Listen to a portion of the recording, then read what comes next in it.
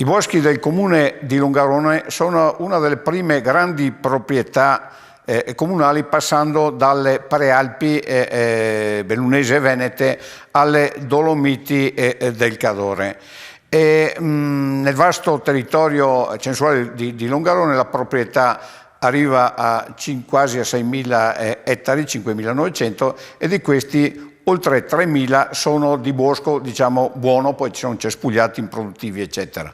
La storia di Longarone è legata ai suoi boschi nel tempo passato, sia per quanto riguarda l'utilizzazione e la storia delle piccole frazioni, Ignes, Franco, eccetera, sia per quanto riguarda i grandi traffici economici che facevano di Longarone un centro di smistamento del legname e di rifornimento per la Repubblica di Venezia e oltre. Nomi come quello del Pian delle Antenne. Le antenne erano gli alberi della nave dove si mettevano le vele, erano importantissime per la Repubblica Veneta. E nel primo dopoguerra ci furono delle intense utilizzazioni che portarono benessere economico a Longarone dopo il periodo della guerra e evitavano la disoccupazione dei reduci, e il legname venne molto ben pagato perché c'era un po' tutta l'Italia da ricostruire.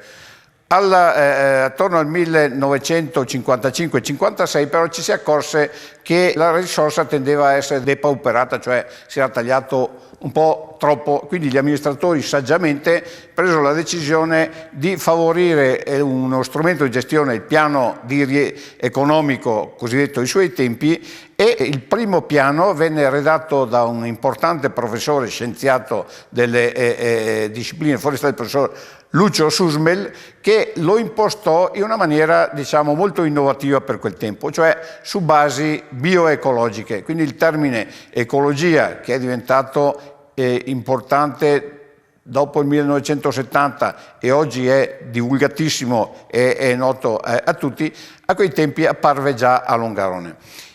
Successivamente ci furono altri piani nel 1970 e fino ad oggi c'è una generazione di 5 piani di assestamento.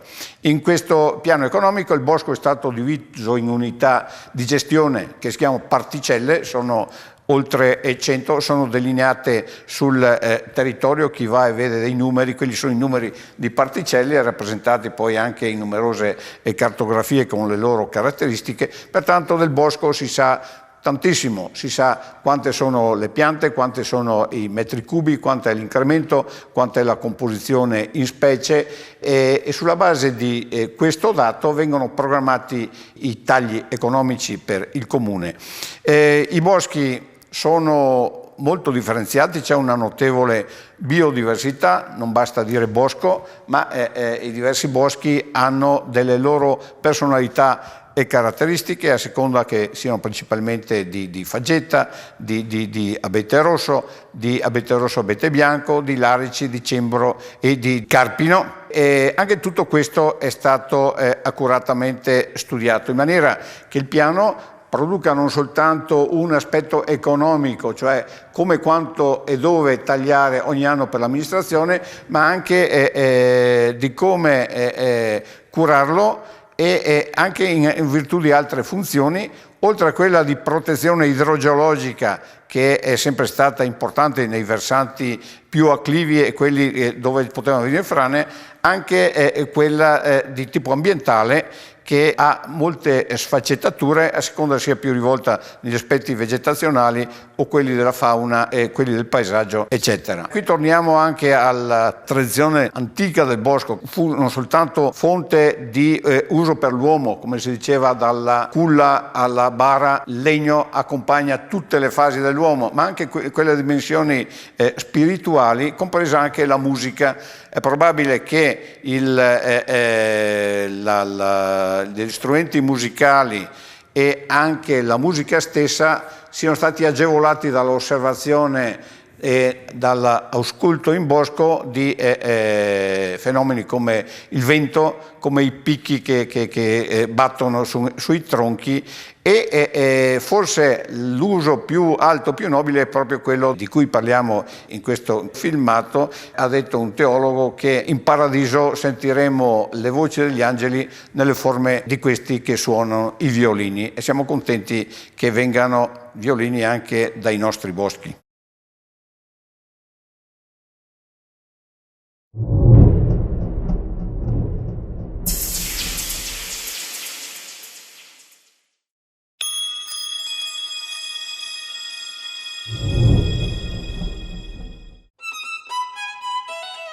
Longarone, che dal 2014 comprende anche il borgo storico di Castellavazzo, precedentemente comune autonomo, è conosciuto ai più per l'attuale realtà dinamica industriale, per il vitale polo fieristico e naturalmente per la tragedia del Vajont del 1963. Ma il territorio longaronese offre delle prospettive paesaggistiche e naturalistiche insospettabili per chi fino ad oggi ne ha avuto solo un approccio superficiale. In particolare, alla destra orografica del fiume Piave si trova un'area di assoluto pregio naturalistico e dalle connotazioni via via più tipicamente alpine e dolomitiche in direzione ovest verso la Val di Zoldo.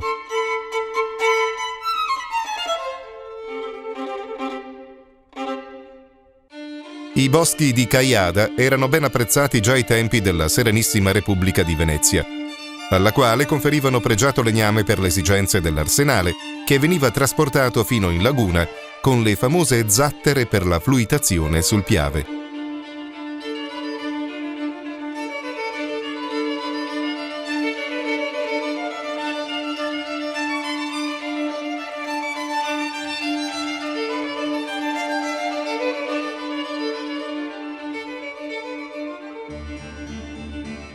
Anche i boschi della Valle del Grisol erano oggetto di attenzioni da parte della Repubblica di Venezia. Di ciò ci rimangono dei toponimi caratteristici come il Pian delle Antenne, a testimonianza della struttura perfetta degli alberi che crescono in questo luogo, e le Grave di San Marco. Non di meno il Bosco di Vedelei, località in quota al margine del comune di Longarone, verso Zoldo.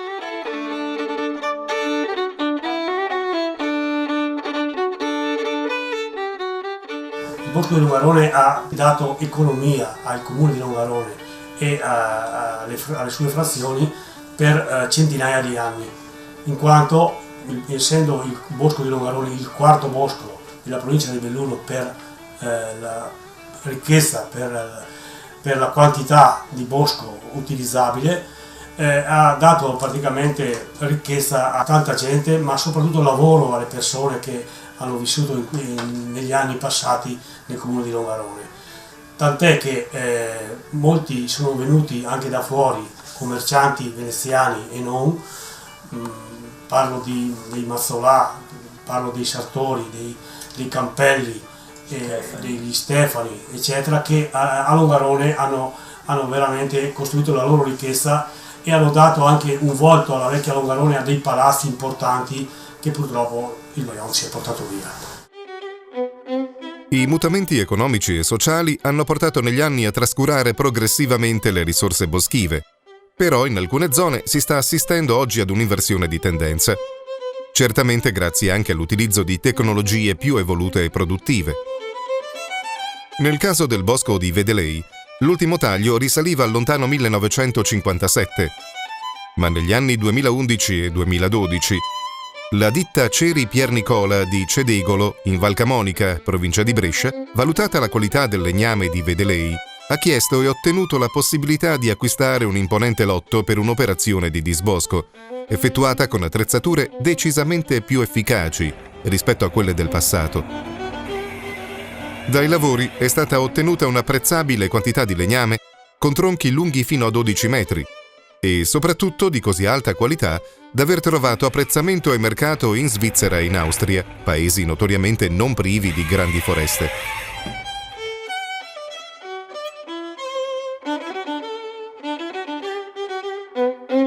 Proprio nella primavera del 2012, Il sindaco di Longarone, Roberto Padrin, riceve una telefonata particolare da parte di un insegnante di violino di origine peruviana, liutaio per diletto, Carlos Garfias, di Lima, oggi residente a Musile di Piave. Un giorno ho ricevuto una telefonata dal maestro e professor Garfias che mi ha proposto questa idea di realizzare un violino con il legno dei nostri boschi, e l'ho trovata subito veramente qualcosa di unico e straordinario, e ho subito deciso di sostenere questa iniziativa. Penso che sia un modo diverso, originale, ma anche di grande suggestione per valorizzare i nostri boschi e valorizzare anche la cultura attraverso questo violino che suonerà in memoria delle nostre vittime del Vajont. Carlos vorrebbe realizzare un violino con il legno dei boschi di Longarone da donare al comune affinché possa suonare in memoria delle vittime del Vajont, in occasione dei futuri anniversari della grande tragedia.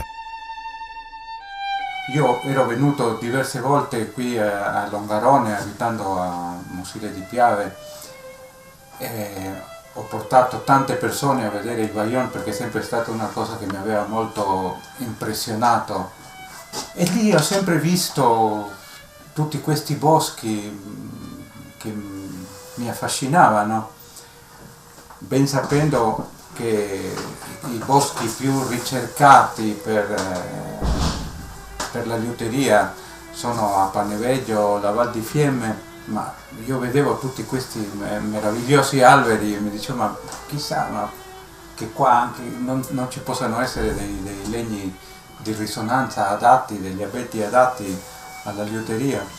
E così un giorno pensavo su tutte queste cose e mi sono deciso a telefonare al comune di Longarone. Dal comune di Longarone mi hanno mandato da Elvio. E così avevo chiamato io e ci siamo messi d'accordo e sono venuto qua. Le pregiate caratteristiche dell'abete rosso di Vedelei e i lavori di disbosco in corso in quel periodo sono stati lo spunto per cercare proprio in quel luogo l'albero predestinato. L'albero del violino del Vajont. Confortato dalla guida esperta della guardia boschiva Elvio Betz, il maestro Carlos Garfias si è così avventurato tra i boschi.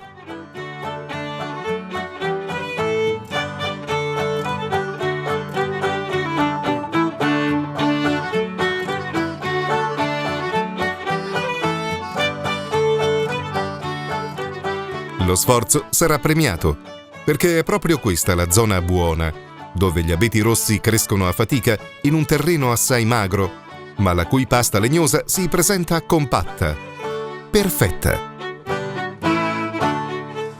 E così abbiamo individuato una serie di piante, più si andava su e più le piante suonavano meglio, e così abbiamo deciso abbiamo segnalato tre alberi.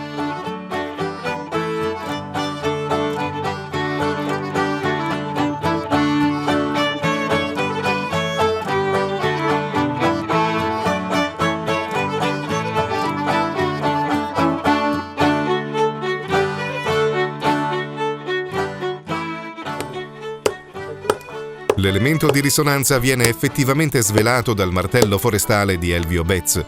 Le piante idonee vengono individuate e ben segnalate, per non essere poi confuse con le altre trasportate a valle. Il bosco di Longarone aveva così dimostrato tutte le sue qualità, anche per la genesi di nobili strumenti musicali. Dicevano gli anziani che, ad esempio, per quanto riguarda il discorso degli strumenti musicali, come diceva 300 anni fa lo Stradivari, che si recava nelle valli di Fiemme e di Fassa per la ricerca, ogni 1000 alberi ne trovava 2 o 3 che potevano avere queste caratteristiche, che poi dovevano essere paralleli, cresciuti in luoghi protetti, dovevano avere dai 140 ai 200 anni, lo spessore degli anni doveva essere tra i 0,7 mm e 1,2 mm, e ad esempio qui si è riscontrato che anche tra Caiada, la Valle del Grisolo, il Vedelei, piccole zone dove qualche albero ogni tanto si presta a queste caratteristiche. Noi siamo orgogliosi di questo, poi il progresso ha portato all'industrializzazione, alle fabbriche, però nel cuore, nell'animo, nella storia dei vecchi longaronesi rimasti, questo desiderio, questo amore per questi boschi, queste vallate rimane intatto nel tempo.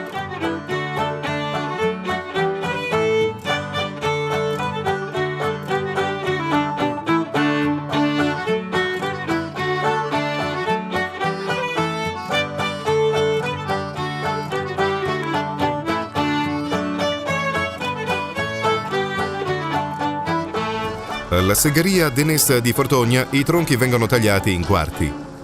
Saranno poi sottoposti ad essiccazione naturale per diversi mesi, trascorsi i quali Emil Furlan, che nella frazione di Provagna con il fratello Eric realizza chitarre, ridurrà i pezzi fino alla misura utile per la costruzione di un violino. Confermerà anch'esso le grandi qualità del legno ricavato dall'abete rosso maschio del Vedelei.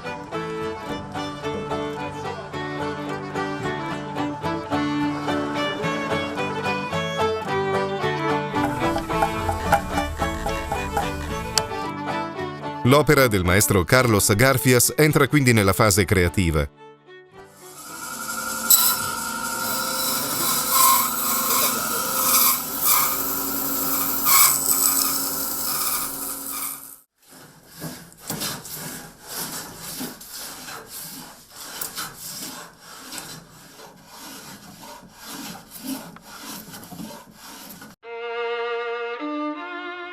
Un abile e paziente lavoro, mettendo a frutto conoscenze e forse anche piccoli segreti acquisiti dai più affermati liutai.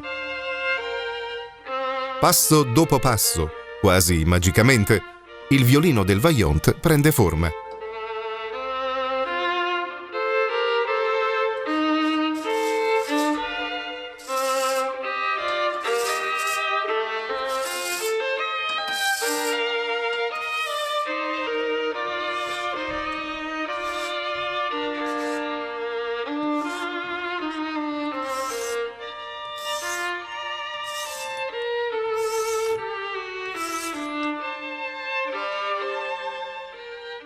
Carlos non ha dubbi, sarà un violino dal suono meraviglioso.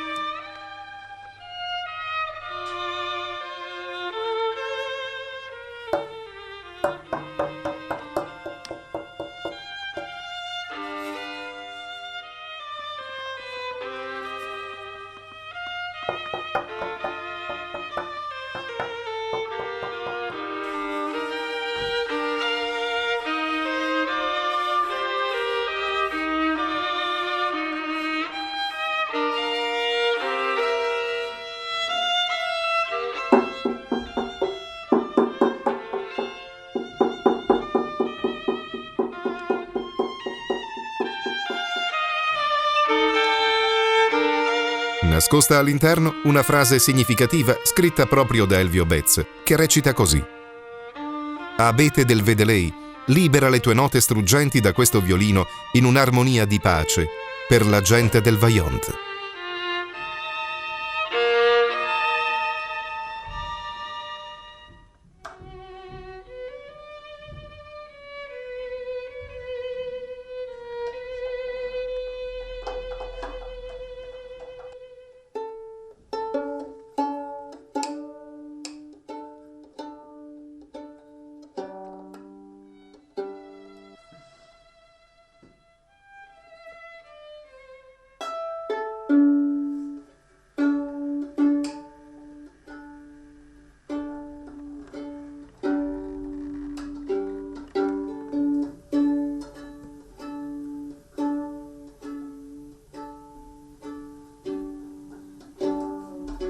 I primi vagiti del violino che risuonano nel laboratorio sono un'autentica emozione.